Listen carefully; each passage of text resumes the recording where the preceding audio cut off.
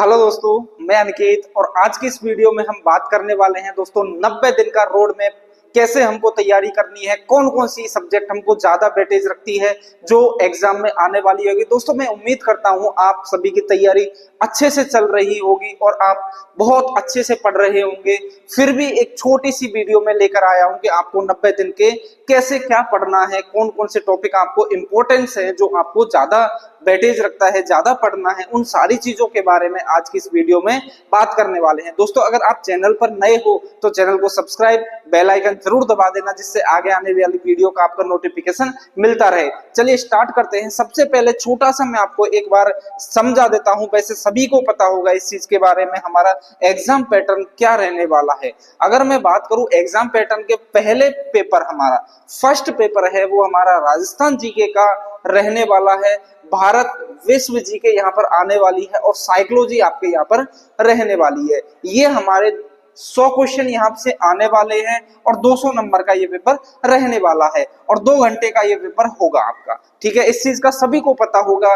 दूसरा पेपर है हमारा सब्जेक्ट का पेपर होता है फिजिक्स, बायोलॉजी, फिजिक्स और केमिस्ट्री। ये तीनों आपके रहने वाली है। यहाँ भी आपके 100 क्वेश्चन रहने वाले हैं, 200 नंबर का ये पेपर रहने वाला है। एक क्वेश्चन 2 नंबर का आपके यहाँ पर रहने वाले हैं। 2 घंटे का पेपर आपके रहने वाले हैं। अगर मैं टोटल की बात करूं, यहाँ पर संपूर्ण पाठ्यक्रम की अगर मैं बात करूं तो यहाँ पर आपके 200 क्वेश्चन आपके टोटल एग्जाम में रहने वाले हैं और 400 नंबर का आपका टोटल पेपर रहने वाला है और दोनों को मिलाकर आपको 4 घंटे इस पेपर में मिलने वाले हैं। नेगेटिव मार्किंग की अगर मैं यहाँ पर बात करूं तो 1/3 आपकी नेगेटिव मार्किंग रहने वाली है। 0.33 आपकी नेगेटिव मार्किंग रहने वाली है। यहाँ पर अगर आपने 3 क्वेश्चन गलत कर दिए तो आपका एक क्वेश्चन यहाँ से कट जाएगा। इस चीज को आपको ध्यान रखना है। जितनी कम हो सके उतनी नेगेटिव मार्किंग आपको कम करनी है।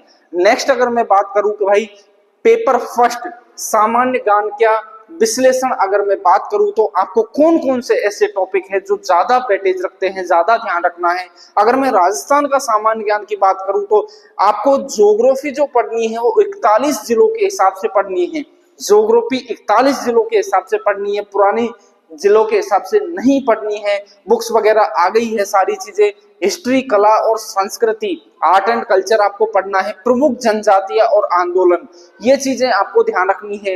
लगभग यहाँ से आपके 20 से 25 क्वेश्चन हिस्ट्री से, 20 से 25 क्वेश्चन ज्योग्राफी से आपके रहने वाले हैं और 20 से 25 क्वेश्चन ही आपके करंट अफेयर से रहने वाले हैं। और करंट अफेयर बहुत सारे बच्चों के मन में ये डाउट रहेगा कि सर हमको करंट अफेयर कितनी पढ़नी है, साल भर की पढ़े, 1.5 साल की पढ़े या फिर कितनी पढ़नी है। तो आपको ज्यादा से ज्यादा 8 महीने, ज्यादा से ज्यादा 8 महीने आपको करंट अफेयर पढ़नी है। इससे ज्यादा करंट अफेयर आपको नहीं पढ़नी है, क्योंकि करंट अफेयर का वेटेज भी बहुत अच्छा खासा है। क्योंकि यहाँ से लगभग 20 से 25 क्वेश्चन आपके करंट अफेयर के रहने वाले हैं। इसलिए आपको, और करंट अफेयर पढ़ना कैसे, बहुत सारे बच्चों के मन में ये भी डाउट आता है कि सर करंट अफेयर कैसे याद करें, रोज के रोज क्वेश्चन बन रहे हैं, रोज के रोज क्वेश्चन बन रहे हैं। तो आपको सिर्फ और सिर्फ रीडिंग लगानी है। एक जैसे पर डे करंट अफेयर आई, एक बार रीडिंग लगा ली, रोज के रोज उस चीज को रीडिंग लगानी है। और जैसे ही महीने भर की जो समय सायनिक करंट अफेयर्स आती है उसको आप पढ़ लीजिए, वो सफिशिएंट है। 1 बार 2 बार रीड कर लीजिए,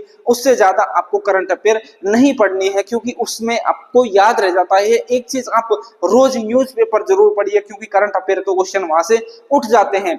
दूसरी अगर मैं साइकोलॉजी बात करूं, अगर साइकोलॉजी की, तो दोस्तों पिछली बार एक भी क्वेश्चन साइकोलॉजी से नहीं आया है। इसलिए आप इस पर टाइम पास नहीं करना है, आपको इस चीज को छोड़ देना है। छोड़ के भी इससे काम चल जाएगा। भारत और विश्व का सामान्य ज्ञान, अगर मैं भारत और इंडिया एंड वर्ल्ड की बात करूं तो यहाँ भी अगर आपको कम समय है, हमारे पास 90 दिन का ही बचा है, तो आपको इस चीज को भी अवॉइड कर सकते हो। आपको सिर्फ और सिर्फ राजस्थान पर ध्यान देना है। जितना हो सके राजस्थान जीके को पढ़ो, जितना हो सके रिवीजन करो। इन सारी चीजों में ही आपको राजस्थान जीके का पढ़ना है। परीक्षा केंद्रित महत्वपूर्ण प्रश्न, मतलब आपको P/Q क्वेश्चन ज्यादा से ज्यादा करने हैं। जितने भी प्रीवियस ईयर के क्वेश्चन हैं, रीट के पेपर हुआ, CET का पेपर हुआ, पटवारी का पेपर हुआ, कोई सा भी पेपर हुआ, उन सभी का पेपर आपको उठा के कर लेना है। उससे क्या होगा कि आपका जो जीके का है वो वेटेज अच्छा हो जाएगा और आपको पता चल जाएगा करंट में कौन कौन से क्वेश्चन ऐसे पूछे जा रहे हैं जिससे हम कर सकते हैं। तो इस चीज का आपको ध्यान रखना है। दूसरा अगर मैं सेकंड पेपर की बात करूं, हमारे सेकंड जो पेपर है वो सब्जेक्ट का पेपर होता है, विज्ञान का पेपर होता है, साइंस का पेपर होता है। इसमें सबसे जो वेटेज रखने वाली सब्जेक्ट है वो है हमारी जीव विज्ञान, बायोलॉजी। अगर मैं यहाँ बायोलॉजी में बात करूं तो बायोलॉजी दो पार्टों में डिवाइड है, एक बॉटनी और एक जूलॉजी में। जूलॉजी और बॉटनी दोनों में से अलग अलग क्वेश्चन यहाँ से अच्छे से क्वेश्चन पूछे जाते हैं। मैंने यहाँ पर 5-4 टॉपिक ऐसे हैं जिनको आपको बहुत अच्छे से पढ़ना है, क्योंकि इनमें से बहुत अच्छे क्वेश्चन, बहुत अच्छा वेटेज रखे हुए हैं। ये सेल डिवीजन, कोशिका विभाजन, ये आपका बहुत अच्छा टॉपिक है। यहाँ से क्वेश्चन लगभग 5 से 10 क्वेश्चन आपके रहने वाले हैं। दूसरा है जेनेटिक्स, जेनेटिक्स आपको बहुत अच्छे से करनी है। फिर है ह्यूमन फिजियोलॉजी या फिर बॉडी सिस्टम वगैरह है, मानव का जो शरीर है वो आपको अच्छे से पढ़नी है। एक चीज यहाँ मैं आपको बता देता हूँ पादप कार्यकीय के बारे में। जैसे मानव शरीर होता है ऐसे ही पादपों के कार्यकीय के बारे में भी आपको अच्छे से पढ़ना है।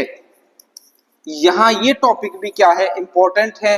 प्लांट फिजियोलॉजी आपकी बहुत इंपॉर्टेंट है। अगर मैं बात करूं बायोडाइवर्सिटी की तो बायोडाइवर्सिटी भी आपकी इंपॉर्टेंट रहने वाली है। ह्यूमन डिजीज, मानव रोग भी आपके इंपॉर्टेंट रहने वाले हैं। ये बायोलॉजी के लिए बहुत इंपॉर्टेंट है, क्योंकि बायोलॉजी में सिर्फ यहाँ से बहुत अच्छे क्वेश्चन पूछे जाते हैं। तो आपको बायोलॉजी के लिए ये चीजें आपको पढ़नी है। दूसरी अगर मैं केमिस्ट्री की बात करूं, रसायन विज्ञान की बात करूं, तो यहाँ आपको आवर्त सारणी पढ़नी है बहुत अच्छे से। एस एंड पी ब्लॉक आपको बहुत अच्छे से पढ़ने हैं। रासायनिक साम्य अवस्था, केमिकल इक्विलिब्रियम आपको अच्छे से पढ़नी है। ये 4 टॉपिक ऐसे हैं जिनको आप बहुत अच्छे से पढ़ लेना। हाइड्रोकार्बन, अब क्योंकि हमारे पास कम समय बचा है इसलिए मैं मोस्ट इंपोर्टेंट टॉपिक आपको बता रहा हूं। फिजिक्स की अगर बात करूं तो यहाँ थर्मोडायनेमिक, उष्मागतिकी आपकी इंपॉर्टेंट रहने वाली है। ऑप्टिक्स आपकी यहाँ पर इंपॉर्टेंट रहने वाली है। यहाँ से अच्छे क्वेश्चन यहाँ से ऑप्टिक्स से पूछे जाते हैं। स्थिर वैद्युत की या फिर यहाँ से भी आपके बहुत ही अच्छे क्वेश्चन पूछे जाते हैं। तरंग गति की, अगर एक टॉपिक और मैं आपको बता दूं, दृढ़ पिंड गति की, यहां से रिजिड बॉडी वाले जो क्वेश्चन हैं वो आपके बहुत अच्छे से आने वाले हैं।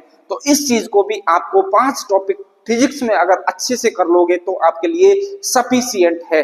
दूसरी अगर मैं बात करूं भाई अब 90 दिन का रोड मैप क्या तैयार करें, भाई कौन कौन सी चीजों को हम कैसे तैयार करें, तो मैंने दोस्तों 3 चरणों में इसको विभाजित किया है।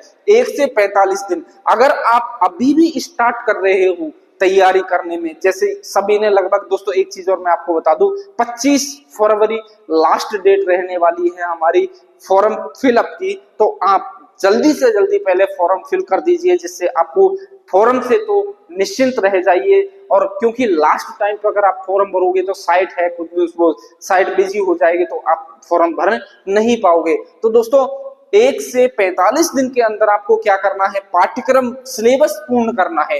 जितना भी है एक बार के लिए आप सिलेबस पूर्ण कर लीजिए, एक बार के लिए उस चीज को पढ़ लीजिए। कैसे भी करके 45 दिन के अंदर आप दिन रात मेहनत कर दो, जिससे आप 45 दिन के अंदर सिलेबस कंप्लीट कर सकते हो। सभी विषयों के कॉन्सेप्ट को विस्तार से समझे, जो भी टॉपिक है उसको अच्छे से पढ़ो। जैसे मैंने अभी बायोलॉजी में तो 5-6 टॉपिक बता दिए, जबकि सिलेबस में आपके बहुत ज्यादा है। बायोलॉजी बहुत बड़ी है, जीके आपकी बहुत बड़ी है, फिर भी आपको एक बार के लिए तो पूरी चीजें पढ़ लीजिए। उससे क्या होगा कि आप हर टॉपिक को सरसरी निगाहों से तो एक बार देख लोगे तो उससे पता चल जाएगा। विस्तार से समझे और नोट्स तैयार कर लो। बहुत सारे बच्चों में बहुत दिन से पढ़ रहे हैं, क्योंकि हमको पता है एक जो वैकेंसी है वो लगभग 3 से 4 साल के अंदर आ रही है।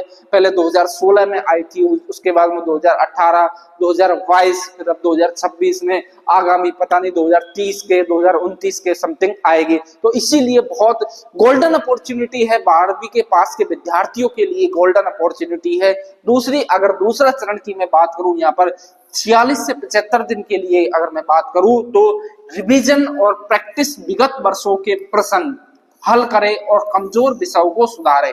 अब कमजोर विषयों को कैसे सुधारना है, जैसे आपने पाठ्यक्रम पूरा कर लिया, एक बार सिलेबस कंप्लीट कर लिया, सिलेबस कंप्लीट करने के बाद में आप टेस्ट लगा रहे हो, तो टेस्ट में आपको क्या होगा कि पता लग जाएगा कि मेरा कौन सा टॉपिक थोड़ा कमजोर चल रहा है, तो उस चीज का आपको क्या हो जाएगा, एक तरीके से रिवीजन भी हो जाएगा। क्वेश्चन किए, रिवीजन, कहाँ कमजोरी आई उस चीज को पढ़ लिया, तो एक तरीके से वो रिवीजन में आ गया, तो उसको आपको अच्छे से पढ़ लेना है। अगर मैं तीसरे चरण की बात करूं, यहाँ पर मॉक टेस्ट, पूर्ण लंबाई वाले टेस्ट दे और रोज समय प्रबंधन का अभ्यास करे। समय प्रबंधन मतलब टाइम टेबल का एक तरीके से अभ्यास करे कि मुझे 10 घंटे 9 घंटे पढ़ना है तो पढ़ना है, इस चीज का आपको ध्यान रखना है। मतलब फुल टेस्ट आपको लास्ट में जितने भी दिन आपके पास बचे 10 से 15 दिन रोज फुल टेस्ट दीजिए। उससे क्या होगा, आपके जो भी टॉपिक है वो अच्छे से कॉन्सेप्ट क्लियर होते चले जाएंगे, और एक बार कॉन्सेप्ट क्लियर हो जाएगा तो आपका सिलेक्शन कोई नहीं रोक सकता। दोस्तों आगे अगर मैं टाइम टेबल की बात करूं कि भाई टाइम टेबल सर पढ़ना कैसे है, थोड़ा सा इस बहुत सारे बच्चों के मन में ये भी डाउट आता है, सर समझ में नहीं आ रहा कौन सी सब्जेक्ट को कितना टाइम दूं, तो एक तरीके से मैंने 9 घंटे का रोड मैप बनाया कि आप भाई 9 घंटे कैसे पढ़ सकते हो। तो नए कॉन्सेप्ट पढ़ना, अब आपको क्या करना है, टाइम आपके पास बहुत कम बचा है, 5 घंटे आपको नए कॉन्सेप्ट, अगर आपने सिलेबस कंप्लीट कर लिया है तो आप रोज का रोज थोड़ा थोड़ा एक नई कॉन्सेप्ट टेस्ट दिया, उसमें से कोई ना कोई क्वेश्चन तो आपको नहीं आया होगा, उन क्वेश्चनों पे आप डिस्कस कीजिए, उन क्वेश्चनों को रिवीजन कीजिए, तो उन नए कॉन्सेप्ट को आप करिए, रिवीजन करो, 2.5 से 3 घंटे के करीब तो आप रिवीजन करो, और रोज के रोज प्रश्नों का अभ्यास करो, 1.5 घंटे आप रोज टेस्ट दीजिए।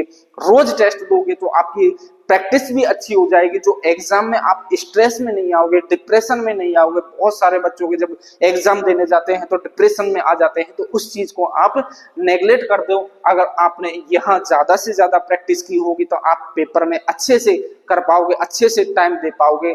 दोस्तों अगर वीडियो पसंद आए तो आपको चैनल को लाइक शेयर और सब्सक्राइब जरूर कर देना। कोई भी अगर आपका डाउट हो तो कमेंट बॉक्स में कमेंट करके पूछ सकते हो। थैंक यू दोस्तों, जय हिंद जय भारत।